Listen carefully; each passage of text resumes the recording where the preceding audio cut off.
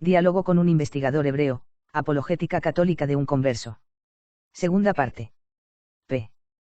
Theodore Ratisbonne. 1920. Traducción cubacatólica.wordpress.com. Parte 3.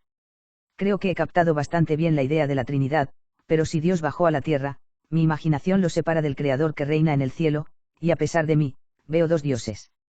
Cuando el sol inunda el paisaje, no deja de estar quieto en los cielos. De la misma manera el Hijo de Dios al incorporarse a la naturaleza humana no dejó de estar en el cielo, y decimos que el Hijo de Dios bajó a la tierra, aunque ya estaba allí antes de su encarnación, porque al unirse personalmente a nuestra naturaleza, se manifestó de manera visible en esa tierra donde antes había estado solo de manera invisible. Decimos también que bajó del cielo para hacernos comprender la inmensidad del amor de Dios, que se eleva infinitamente por encima de todas las criaturas, en el sentido de que se rebajó hasta unirse a nuestra naturaleza y hasta tomar sobre él toda nuestra miseria, nuestro sufrimiento y nuestra humillación. Por favor, explíqueme cómo el Hijo de Dios se unió a la naturaleza humana. Si me pregunta por qué se cumplió este misterio, le respondo con el apóstol que Dios nos amó con un amor tan ardiente que quiso llevar este amor a su límite más lejano contrayendo la más íntima de todas las alianzas posibles con nosotros. Es la respuesta de San Juan, Dios nos amó primero. Pero si me preguntas cómo se logró la encarnación de Dios en la naturaleza humana, solo puedo responder que aquí entramos en contacto con lo sobrenatural. Es un misterio del orden divino y sigue siendo un misterio. Así, San Juan, cuando anunció la venida de Jesucristo al mundo, solo pronunció estas sencillas y sublimes palabras: el Verbo se hizo carne y habitó entre nosotros. ¿Cuál es el significado de esa frase? El misterio del Verbo hecho carne se llama misterio de la encarnación y significa la unión de lo divino con la naturaleza humana. Pero el Hijo de Dios, al hacerse hombre, no dejó de ser Dios. Jesucristo es al mismo tiempo Dios y hombre. La contemplación de este misterio de amor te hará comprender las esperanzas y la grandeza del cristiano, discípulo de Jesucristo.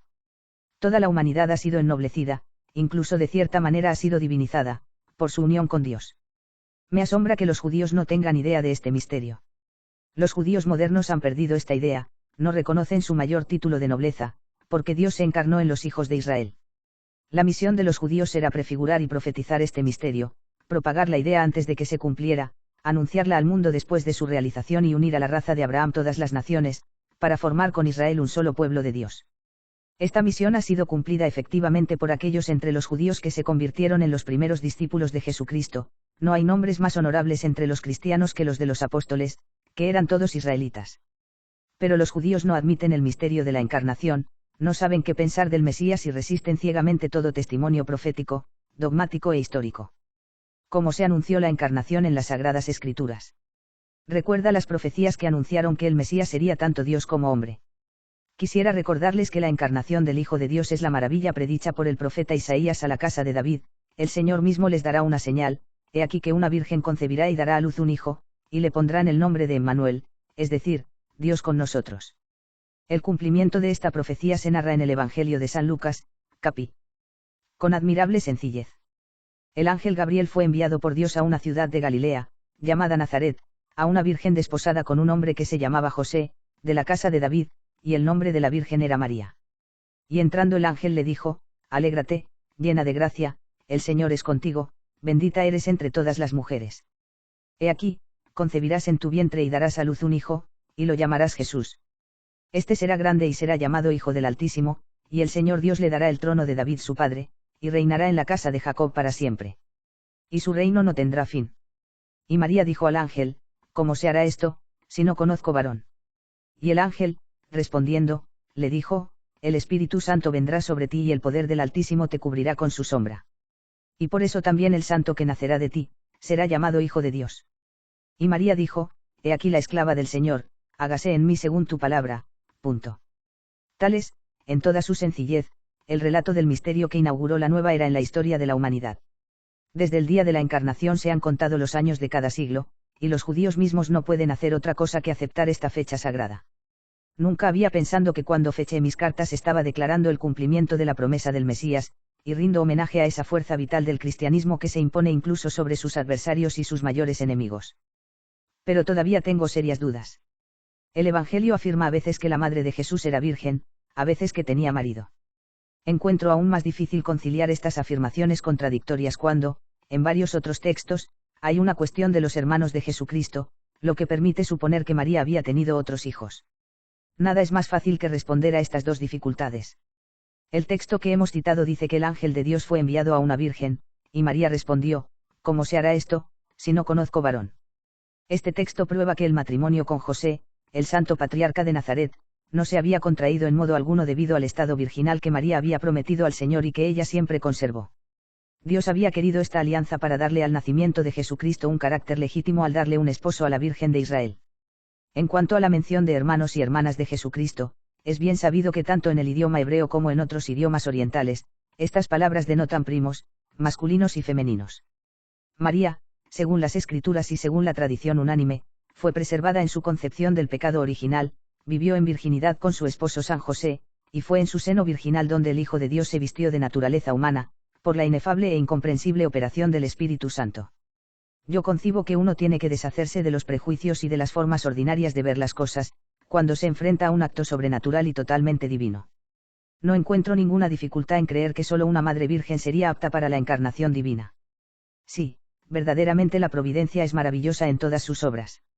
Les recordaré otro ejemplo de sabiduría divina. Vea cómo había dos vírgenes en el origen de las cosas humanas. Eva, todavía virgen, cedió a la tentación del ángel caído, cayó en pecado, involucró al hombre y con él a toda su descendencia. María, también virgen, creyó al ángel fiel y se convirtió en instrumento de reparación. Eva se magnificó, María fue humilde, y así, dice San Ireneo, por Eva recibimos el fruto de la muerte y por María el fruto de la vida. El contraste es sorprendente, y ya no me asombra que los cristianos honren tanto a la Virgen María. Pero no la honras en exceso. No llevas tu veneración hasta la adoración. María, siendo solo una criatura sumamente pura, no recibe adoración pues de lo contrario se incurriría en idolatría.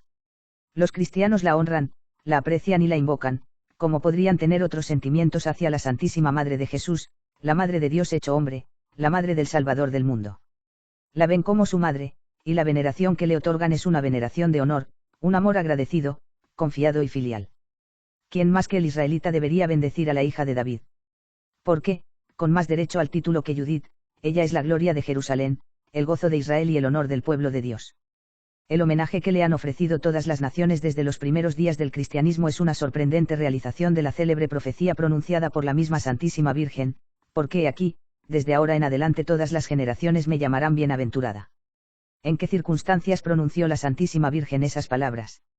Leemos en los libros sagrados de los Evangelios la historia del nacimiento de Jesucristo en Belén, su presentación en el templo, su huida a Egipto, su regreso a Tierra Santa, su vida oculta en Nazaret, su vida pública, sus labores, sus enseñanzas, sus milagros, su sufrimiento, su sacrificio, su resurrección y su ascensión.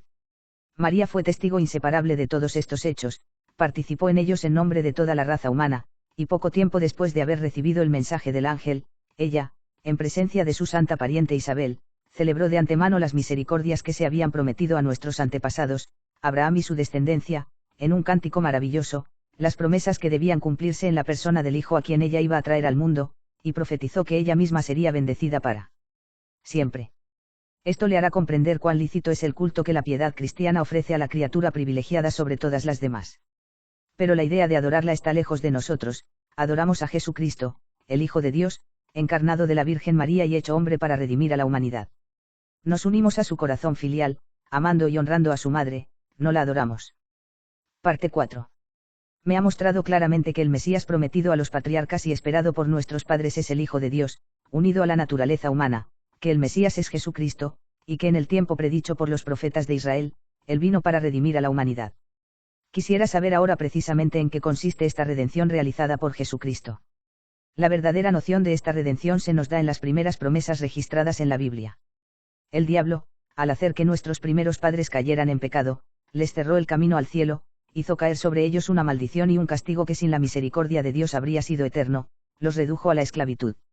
Dios maldijo a la serpiente y agregó: pondré enemistades entre ti y la mujer, entre tu simiente y su simiente, ella te aplastará la cabeza, y tú acecharás su talón. Génesis 3, 15. Por tanto, el Redentor prometido destruiría la obra de la serpiente.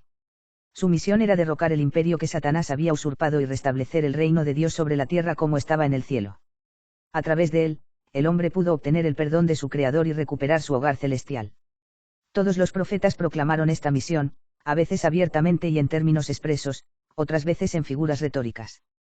Pero en cualquier caso, si se considera el efecto general de las profecías y se toma la molestia de compararlas cuidadosamente para interpretarlas menos claras por las explícitas, no es difícil descubrir que la redención debe ser, por encima de todas las cosas, espirituales. Esto es lo que los judíos no reconocieron, vieron solo una obra nacional en la misión del Salvador, mientras que su objetivo principal es reconciliarnos con nuestro Padre Celestial y reabrirnos las puertas de nuestra verdadera tierra natal. ¿Cómo se logra la redención de la humanidad? Nunca, por nuestros propios esfuerzos, podríamos restablecer nuestras primeras relaciones con Dios. Es Jesucristo quien se ha puesto en nuestro lugar y ha logrado la reconciliación, satisfaciéndonos plenamente con su obra de expiación. El Hijo de Dios se hizo hombre y se entregó a la muerte por nosotros y como víctima expiatoria. Su sangre ha sido el precio de nuestra liberación. Los judíos enseñaron que el Mesías debería reinar para siempre. ¿Cómo reconciliar esto con sus sufrimientos y muerte? Los profetas que anunciaron el reinado del Mesías predijeron también sus humillaciones y sufrimientos. Era necesario que primero destruyera el pecado, es por su obediencia, por sus sufrimientos y por su muerte, voluntariamente aceptada, que el divino Salvador tuvo que enmendar la orgullosa independencia del hombre caído y librarlo de la muerte eterna. Tal es la respuesta que dio Jesucristo mismo, haciendo cumplir las profecías. No era necesario que el Cristo padeciera estas cosas, para entrar en su gloria. San Lucas 24, 26. El reinado de Jesucristo sobre la tierra comenzó con el establecimiento de su Iglesia, que desde los tiempos más remotos se ha extendido por todo el mundo conocido y tiende a crecer más y más hasta cubrir la tierra. Pero dado que la humanidad está dotada de libre albedrío, siempre habrá quienes resistirán su imperio de tal manera que la realización completa del reinado de Jesucristo solo tendrá lugar en su última venida. Habrá entonces dos advenimientos del Mesías. ¿Justifica el Antiguo Testamento esta creencia? Sí, y es porque no comprenden esto, que los judíos se niegan a reconocer el cumplimiento de las profecías en los resultados que ven ante sus ojos. Aquí tocamos su principal error. El Antiguo Testamento, confirmado por el Evangelio, menciona expresa y claramente las dos venidas de Jesucristo. La primera debía realizarse en las condiciones más humildes, sería el nacimiento del varón de dolores, quien con sus humillaciones, sus sufrimientos y su muerte, expiaría los pecados del mundo. La conversión de las naciones y el establecimiento de la Iglesia son el fruto de este primer advenimiento. La segunda se desarrollará con gran pompa y majestad. No será como Salvador que el Mesías reaparecerá sobre la tierra, sino como juez de vivos y muertos. Entonces se verá el cumplimiento completo de todas aquellas profecías que predijeron la gloria de Jesucristo, porque su reinado, y el de sus santos, será absoluto y universal en una gran paz. Cap 3. Escuche en qué términos habla el profeta Joel de la gloria de la segunda venida. Reuniré a todas las naciones y las haré descender al valle de Josafat, y allí les litigaré por mi pueblo y por mi heredad Israel, a quien dispersaron entre las naciones y repartieron mi tierra. El sol y la luna se oscurecen, y las estrellas han retirado su brillo. Y el Señor rugirá desde Saían, y dará su voz desde Jerusalén, y los cielos y la tierra serán conmovidos, y el Señor será la esperanza de su pueblo y la fuerza de los hijos de Israel. Y sabrás que yo soy el Señor tu Dios que habita en Saían, mi santo monte, y Jerusalén será santa, y extraños no pasarán más por ella. Judea será habitada para siempre, y Jerusalén por generación y generación. Estos últimos pasajes muestran muy claramente que no podría tratarse de una ciudad o país terrenal, y que, bajo los emblemas de Jerusalén y Judea, el profeta habló del hogar celestial. Lea, entre otros pasajes del Antiguo Testamento, la visión registrada por Daniel. El profeta allí describe el reinado del Anticristo, quien será el enemigo más terrible del pueblo de Dios, y predice al mismo tiempo su ruina y el reinado eterno de Cristo y sus santos. Y he aquí que vino sobre las nubes del cielo uno parecido a un hijo de hombre, el cual llegó al anciano de días, y le presentaron delante de él. Y le fue dado el señorío, la gloria y el reino, y todos los pueblos y naciones y lenguas le sirvieron. Su señorío es un señorío eterno que jamás acabará, y su reino nunca será destruido. Daniel 7, 13-14. Todas estas profecías han sido confirmadas por el Evangelio, porque Jesucristo mismo anunció formalmente que todos los pueblos de la tierra, aterrorizados, verían al Hijo del Hombre venir sobre las nubes del cielo con mucho poder y majestad. Mateo 24, 30. Es el descuido de estas profecías relativas a la primera venida lo que ciega a los judíos y fortalece su incredulidad. Esperando un solo adviento, han confundido el doble juego de profecías del primer y segundo advenimiento, para encontrar contradicciones en ellos. De esto surge principalmente su incertidumbre acerca del Mesías. Se escandalizan por los sufrimientos y la muerte de Jesucristo, sin recordar el hecho de que habían sido predichos en el Antiguo Testamento. Me alegraría mucho que me señalara esos pasajes de nuestros escritos sagrados que tratan de los sufrimientos y la muerte del Mesías, y justifican lo que ha dicho del primer advenimiento. Todos los sacrificios de la ley de Moisés fueron figuras proféticas de la inmolación del Cordero Real ofrecido para la salvación del mundo, y estos sacrificios no tienen ningún significado de valor excepto por su conexión con el sacrificio de Jesucristo. Pero además de estas ceremonias figurativas, los profetas anunciaron solemnemente las circunstancias del gran sacrificio. Daniel en realidad dijo que Cristo será inmolado, y declaró el tiempo real. Tomemos de nuevo el capítulo 53 de Isaías. Uno pensaría que el profeta estaba hablando de lo que realmente había sucedido, mientras que estaba prediciendo el futuro. Como planta tierna crecerá delante de él, y como raíz de la tierra sedienta. No hay belleza en él, ni hermosura, y lo hemos visto y no hay líneas de visión, para que lo deseemos. Despreciado y el más abyecto de los hombres, varón de dolores y familiarizado con la enfermedad, y su mirada era como escondida y despreciada. Ciertamente él cargó con nuestras debilidades y cargó con nuestros dolores, y lo hemos pensando como un leproso, y como uno herido por Dios y afligido. Pero él fue herido por nuestras iniquidades, molido por nuestros pecados. El castigo de nuestra paz fue sobre él, y por sus heridas fuimos sanados. Fue ofrecido porque era su propia voluntad, y no abrió su boca. Como oveja será llevado al matadero, y como cordero quedará mudo ante el trasquilador, y no abrirá su boca. Fue quitado de la angustia y del juicio. Si pone su vida por el pecado, verá una simiente de larga vida. Porque su alma ha trabajado, verá y será lleno. Por su conocimiento justificará mi siervo justo a muchos, y él llevará las iniquidades de ellos. Por tanto, yo le repartiré muchísimos, y él repartirá los despojos de los fuertes, porque entregó su alma a la muerte, y fue contado con los impíos. Verás en estas últimas palabras que la muerte del Mesías iba a ser la condición para el establecimiento de su reino, es decir, la Iglesia, por la conversión del pueblo. Note que esta profecía fue hecha 600 años antes de Jesucristo, y que el libro que la contiene siempre ha estado en manos de los judíos. Lo leen hoy en sus sinagogas, pero hay un velo sobre sus ojos, no lo entenderán. Abre los Salmos de David. El Santo Rey muestra de antemano los complots que los príncipes del pueblo harían contra el Mesías. Los príncipes se juntaron contra el Señor y contra su Cristo. Sal 2. Él predijo la traición de Judas, porque aun el hombre de mi paz, en quien confiaba, que comía mi pan, me ha suplantado en gran manera. Sal 11, 9. El mismo profeta, cuyos salmos forman la liturgia de todas las sinagogas, relata, de la manera más sorprendente, las principales circunstancias de la pasión de Jesús. Soy un gusano y no un hombre, oprobio de los hombres y desterrado del pueblo. Todos los que me vieron se burlaron de mí, hablaron con los labios y menearon la cabeza. Confió en el Señor, líbrelo, sálvelo, puesto que se agradaba en él. Han traspasado mis manos y mis pies, han contado todos mis huesos. Repartieron mis vestidos entre ellos y sobre mi vestidura echaron suertes. Sal 21. Y me dieron hiel por comida, y para mi sed me dieron a beber vinagre. Sal 68. No parece como si estuviéramos leyendo el Evangelio. Usó la palabra pasión, que no entiendo. La palabra pasión proviene de la palabra latina que significa sufrir. Por tanto, implica la suma total de los sufrimientos de Cristo.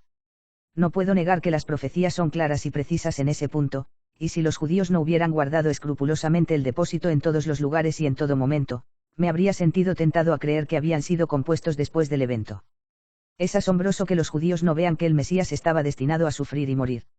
Su asombro aumentará si deja al lado de las profecías ciertos hechos históricos registrados en el Antiguo Testamento, porque toda la historia del pueblo de Dios está llena de símbolos que se refieren a la inmolación del Mesías. Isaac llevó sobre sus hombros la madera para su propio sacrificio. No indica eso de manera sorprendente que el Salvador lleva su cruz. El sacrificio de Isaac no se cumplió, fue solo un tipo. La de Jesucristo fue consumada en el Calvario cuando su Padre lo entregó a la muerte para la salvación de la humanidad. José, arrojado a un pozo y vendido por sus hermanos, luego se convirtió en su Salvador y benefactor, seguramente representa a Jesucristo despreciado, entregado por los judíos a los gentiles, sacrificado y luego reinando sobre toda la tierra. Se necesitaría un libro grande para mostrarte todos los símbolos, misterios de la historia y religión de Moisés, misterios que no tendrían sentido si no se refirieran a la víctima divina que, por amor a la humanidad, tomó sobre sí los pecados del mundo y los expió con sus sufrimientos y su muerte. Pero no podría el Hijo del Dios de amor y misericordia haber redimido a la humanidad sin someterse a los tormentos predichos por los profetas de Israel y relatados en los Evangelios. Es cierto que por parte del Hijo de Dios la más mínima expiación hubiera bastado para enmendar nuestra ofensa y redimirnos, pero si Dios quiso que soportara tanto sufrimiento y que muriera, era para mostrarnos el alcance de su amor y obtener el nuestro. Era necesario, dice el evangelista, que el Hijo del Hombre padezca mucho y sea rechazado por los ancianos, los principales sacerdotes y los escribas, sea muerto y resucite a los 3 días, Marcos 8, 31. No es que se viera obligado a sufrir estos dolores, pero fue ofrecido como sacrificio porque lo quiso, dijo el profeta Isaías, él tomó sobre sí nuestras iniquidades, se entregó voluntariamente a la muerte, según sus propias palabras, nadie me lo quita, sino que yo mismo lo pongo, Juan 10, 18. Si Jesucristo se ofreció a sí mismo como sacrificio por toda la humanidad, entonces todos son salvos. En verdad, Jesucristo sufrió y murió por todos, pero no todos se benefician de la redención que se le ofrece. Debemos corresponder a la gracia que Jesucristo ha merecido para nosotros si queremos ser salvos, y con la ayuda de esa gracia, adherirnos a Él por fe y obedecer sus mandamientos. En otras palabras, Dios pudo crear al hombre sin su consentimiento, pero no puede salvarlo sin el consentimiento de su voluntad, que fue creada libre. Por el lado de Dios, se ha hecho todo para la rehabilitación de los hijos de Adán, pero todo hombre es libre de unirse a Dios por su unión a Jesucristo o de apartarse de Dios permaneciendo distante del Redentor. En resumen, la obra de la redención que se llevó a cabo para toda la humanidad debe aplicarse a cada hombre por separado. ¿Significa eso que todo hombre debe recibir los méritos de los sufrimientos y la muerte de Jesucristo? Ciertamente, pero no solo hay méritos de sus sufrimientos y muerte, también están los gloriosos frutos de su resurrección y la ascensión. Por favor, explíqueme estos misterios. Cuando Jesucristo consuma la redención del mundo con su muerte, resucitó después de 3 días, vivo y victorioso de su tumba. Durante 40 días se mostró con frecuencia a sus discípulos para fortalecer su fe, en una ocasión se mostró a más de 500 hombres reunidos. Al 40º día se elevó visiblemente al cielo en presencia de sus discípulos, reabriendo así el camino al hogar celestial que había estado cerrado desde la transgresión original. Estos 2 últimos actos, la resurrección y la ascensión, deben reproducirse, así como los sufrimientos y la muerte de Jesucristo en todas las almas redimidas. Pero solo aquellos que participarán en la gloria inmortal que han compartido el misterio de sus sufrimientos. ¿Hay alguna referencia a la resurrección del Mesías en el Antiguo Testamento? La resurrección del Salvador de la humanidad fue prefigurada en la historia de los judíos y fue predicha por los profetas. Pero, sobre todo, Jesucristo mismo anunció definitivamente que resucitaría al 3er día después de su pasión y muerte. ¿Cuáles son los símbolos de la resurrección de Jesucristo en el Antiguo Testamento? La restauración completa de Job después de sus largos sufrimientos, la gloriosa posición de José en Egipto después de haber salido viviendo del pozo, la maravilla de Jonás, quien, para calmar la tempestad, fue arrojado al mar, y luego de ser tragado por un monstruo, emergió con vida al 3er día. Estos son algunos de los hechos históricos que prefiguran el triunfo de Jesucristo sobre la muerte. Los profetas hablaron más definitivamente del mismo misterio. Sofonías, entre otros, saluda el día de la resurrección del Salvador. David profetiza con estas palabras: también mi carne reposará en esperanza, porque no dejarás mi alma en el infierno, ni darás a tu santo para que vea corrupción. Sal 15. Es evidente que el salmista no hablaba de sí mismo, esto dicen los apóstoles San Pedro y San Pablo en su discurso a los judíos sobre la resurrección de Jesucristo. Aquí están las palabras de San Pablo: porque David, cuando hubo servido en su generación, según la voluntad de Dios, durmió, y fue sepultado con sus padres y vio corrupción. Varios otros salmos cantan la resurrección de Jesucristo, tomemos, por ejemplo, el 3º y el 13º. El Salmo 23º se refiere al misterio de la ascensión: alzaos, príncipes, vuestras puertas, y alzaos, puertas eternas, y entrará el Rey de Gloria. ¿Quién es este Rey de Gloria? Jehová el fuerte y valiente, Jehová el poderoso en la batalla. Los salmos 46º y 109 cantan el mismo triunfo del Mesías que ascendió al cielo y se sentó a la diestra de Dios. No hay hecho de la historia más manifiestamente demostrado que el cumplimiento de estas profecías. Además, fue predicando la resurrección que los apóstoles, que la presenciaron, convirtieron al pueblo, y sellaron su testimonio con su sangre. No habría sido más ventajoso que Jesucristo hubiera permanecido en la tierra. Por el contrario, el Evangelio nos dice que fue ventajoso para la humanidad que Jesucristo ascendiera al cielo. Si hubiera permanecido visiblemente en la tierra, los cristianos se habrían apegado a este mundo, mientras que nuestro hogar duradero no está aquí abajo. Y además, Jesucristo, al ascender al cielo, llevó allí la naturaleza humana en su persona, Él atrae allí nuestros corazones, nuestros deseos y nuestras esperanzas. Él es nuestra cabeza, nosotros somos sus miembros. Los verdaderos cristianos viven en este mundo como extraños y viajeros, viven para el cielo y no para la tierra. ¿Puede el hombre aspirar a este alto grado de gloria? Los que son redimidos y purificados por la sangre de Jesucristo no solo deben aspirar a esta gloria inefable, sino que deben aferrarse a ella con todas sus fuerzas por la fe, la esperanza y el amor, porque el Salvador ha dicho, voy a preparar un lugar para ti, y también dice, Padre, quiero que donde yo estoy, también los que me has dado, estén conmigo. Parte V. Si Jesucristo es el Salvador del mundo, me parece que incluso cuando ascendió al cielo, no debería haber abandonado del todo este mundo, y que desde entonces debería existir un medio de comunicación entre él y los fieles. Sí, tienes razón. Existen comunicaciones vivas entre Jesucristo y los fieles, misterios sagrados, que en lenguaje teológico se llaman sacramentos. Pero estos misterios solo los comprenden plenamente quienes han experimentado por sí mismos los efectos que producen. Al admitir que Jesucristo, nuestro Dios Salvador y benéfico, es la fuente de la paz, del amor, de la vida, podemos comprender cómo el hombre de fe debe obtener inmensas ventajas de su unión con él. Y esto, en verdad, fue espléndidamente evidente en los apóstoles. Jesucristo antes de ascender al cielo les dio la misión de predicar esas verdades sublimes en todo el mundo, que vino al mundo a traer. Les dijo: Toda potestad me es dada en el cielo y en la tierra. Por tanto, vayan, enseñen a todas las naciones, bautizándolos en el nombre del Padre y del Hijo y del Espíritu Santo, enseñándoles a observar todas las cosas que os he mandado. Y he aquí, estoy con vosotros todos los días, hasta la consumación del mundo. Mat 28, 18. Por poco que se conozca el estado del mundo en ese periodo, no es difícil imaginar qué obstáculos, humanamente hablando insuperables, debieron haber aparecido ante los apóstoles, quienes fueron encargados de predicar a un mundo pagano y bárbaro una doctrina tan santa y tan opuesta a las pasiones naturales como la del Evangelio. El intento no fue menos audaz en el caso del pueblo judío, quien, engañado por sus escribas y doctores, solo veía a un enemigo de su ley en la persona de Jesucristo, y que ellos mismos habían clamado por su muerte.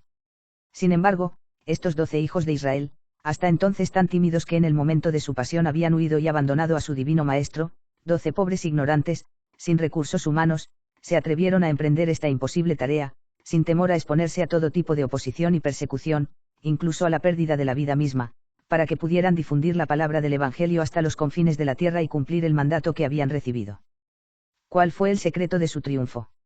Era que su divino Maestro estaba con ellos, según sus promesas, y los había encendido con el fuego del Espíritu Santo, que había descendido sobre ellos después de su ascensión al cielo. De hecho, esto es lo que registra la Sagrada Escritura, Hechos 2, 1-41.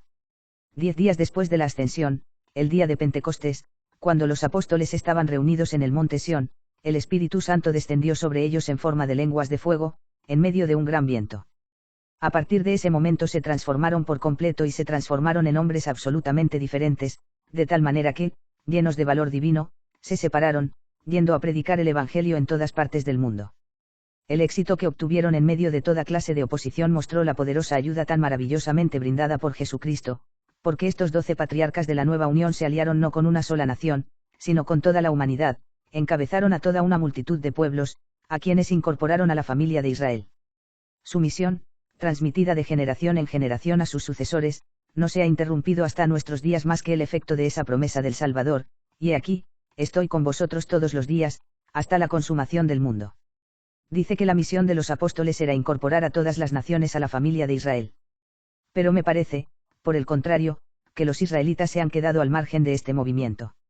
Sí, pero escuche esto. Después de la ascensión de Jesucristo, los israelitas se dividieron en dos grupos.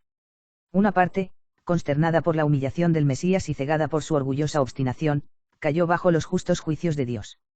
Fueron desterrados de Jerusalén y arrojados como los hijos de Caín por toda la superficie del mundo, y de hecho, durante 19 siglos no han tenido rey, ni patria, ni sacerdocio, ni sacrificios, y ya no saben qué pensar del Mesías. Pero no todos los judíos han sufrido este terrible castigo. Los mejores entre ellos se reunieron alrededor de los apóstoles en Jerusalén y se convirtieron en los primeros fieles de la Iglesia católica, formaron el núcleo original de cristianos, a la que se han unido todas las personas convertidas.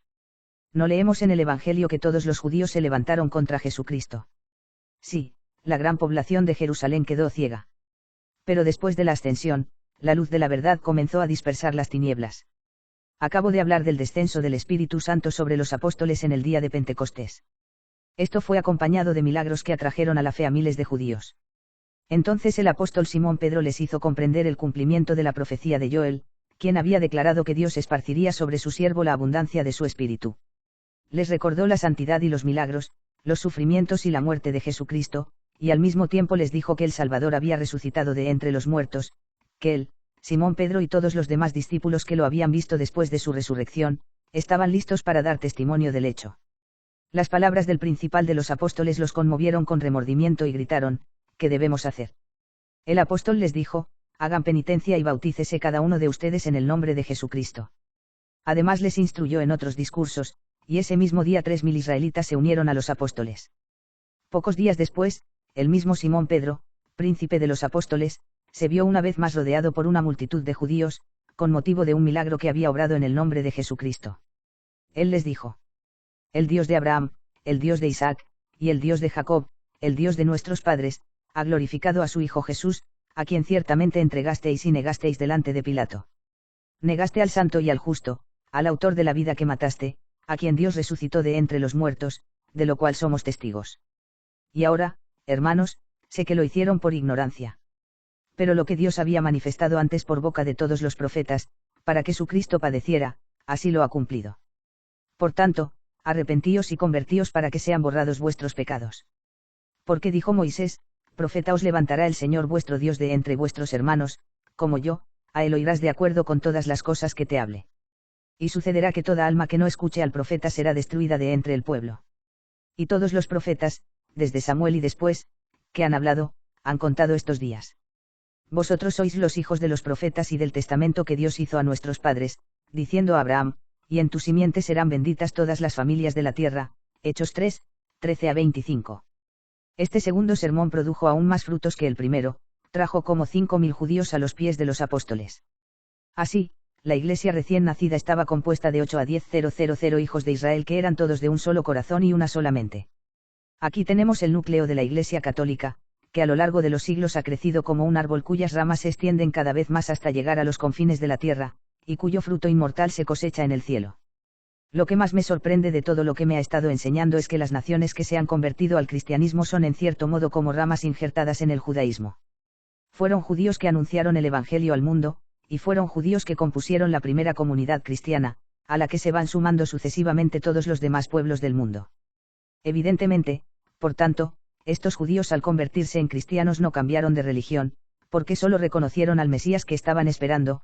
Fueron los griegos, los romanos y los egipcios, y todos los paganos quienes, al abrazar la fe, renunciaron al culto de los ídolos. De hecho, ese es un punto sorprendente en el origen del cristianismo. Por medio de Cristo todas las naciones son incorporadas al pueblo de Dios, hasta entonces compuesto únicamente por los hijos de Israel, y forman con ellos un solo redil, en el que no son ni judíos ni paganos, sino cristianos. Estas son las únicas almas redimidas por Jesucristo. Si los cristianos de todas las naciones forman un solo redil, entonces debe haber un vínculo que los una. Eso es así, el redil de los cristianos, que se llama la Iglesia Católica, es una gran familia, fuertemente organizada como un cuerpo vivo. En el cuerpo humano están la cabeza y los miembros unidos por lazos que los mantienen unidos. De la misma manera la Iglesia tiene su cabeza, su jerarquía y sus leyes que unen a todos los fieles. Me gustaría mucho tener una idea de esa organización. La Iglesia Católica, como todas las corporaciones, tiene su cabeza suprema. Jesucristo, al designar a los apóstoles como los principales centros de su vida, asignó el primado a aquel entre ellos que debía poseer pleno poder sobre toda la familia de los hijos de Dios. Este principal de los apóstoles es aquel a quien Jesucristo dijo: tú eres Pedro, y sobre esta roca edificaré mi iglesia. Mateo 16, 18. Pero como la iglesia iba a extenderse a todos los lugares y para siempre, su organización primitiva debía consolidarse y perpetuarse. De hecho, San Pedro tuvo como sucesores a los romanos pontífices, a los papas. Los obispos son los sucesores de los apóstoles, los sacerdotes y diáconos están subordinados a ellos, todos juntos forman una misma jerarquía. ¿Por qué se ha llamado católica a la Iglesia? La palabra católico significa universal, y esa palabra caracteriza a la familia de hijos de Dios que se recluta entre todos los pueblos, en todas las edades, hasta el fin del mundo. A veces he oído decir que fuera de la Iglesia católica no hay salvación. ¿En qué encontraste esta afirmación? Jesucristo, cuando instituyó la Iglesia católica, le confió el depósito de aquellas verdades que ella debería enseñar al mundo.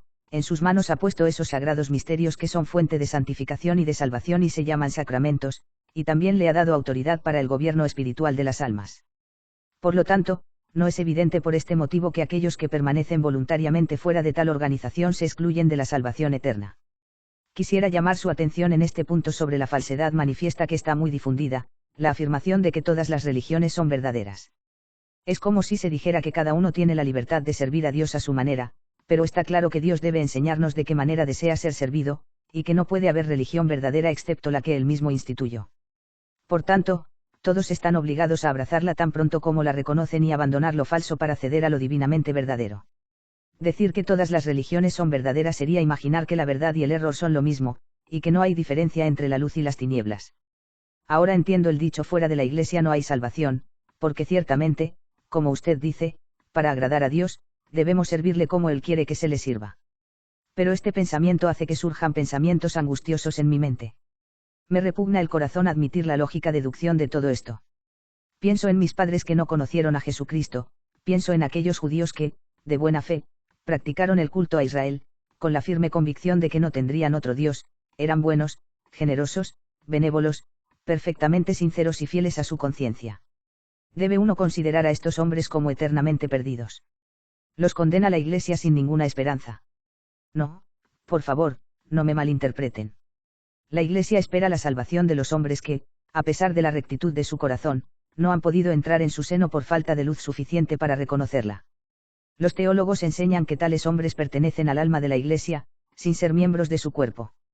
Es absolutamente cierto que la fe en Jesucristo es indispensable para la salvación, porque como Jesucristo es el único redentor y mediador entre Dios y el hombre, y puesto que solo se puede salvar por sus méritos, hay que aferrarse a Él para tener parte en la redención. Pero la revelación de esta verdad fundamental puede hacerse por medios sobrenaturales, en la hora de la muerte, a aquellas almas que, de buena fe, han vivido en una ignorancia invencible, y sobre este punto no asignamos límite al poder y la misericordia de Dios. Esta explicación me consuela: uno puede esperar ver algún día en el cielo a aquellos parientes y amigos a quienes ha amado en la tierra. Esta dulce esperanza se basa en la bondad infinita de Dios, que desea la salvación de todos los hombres. Pero, repito, hay una sola religión verdadera, que es absolutamente necesario abrazar y profesar tan pronto como uno tenga la felicidad de reconocerla. Es infiel a Dios, y se excluye de su misericordia quien, estando en el camino equivocado, no busca la solución de sus dudas y no toma los medios adecuados para comprender la verdad. Me gusta oírle repetir esta última afirmación, porque me da la ocasión de pedirle algunas explicaciones de otras iglesias o religiones que se llaman cristianas. Por ejemplo, siempre he escuchado a los judíos decir que la fe protestante era la más conveniente de todas las religiones.